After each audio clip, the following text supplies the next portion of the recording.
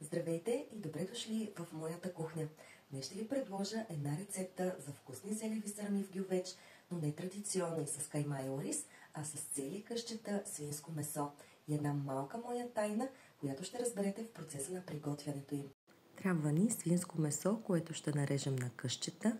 Ще добавим съвсем малко олио, съвсем малко сол, пушен червен пипер, черен пипер, чубрица и каквито подправки обичате. Ето я и моята тайна. Домашна пушена сланинка. С нея ястието става изключително вкусно и ароматно. Ще си извадя и зелевите сърмички. Слагам едно резанче от сланинката, месцето, отгоре пак сланинка и завивам внимателно сърмата.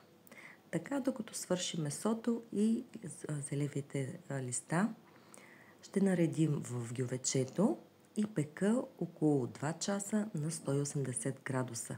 Става изключително крехко. С тази рецепта може да изненадате всички ваши приятели, семейството, роднините. Подходяща е за коледните празници, а и не само. Да ви е сладко и желая ви приказни празници с любимите ви хора. Чао!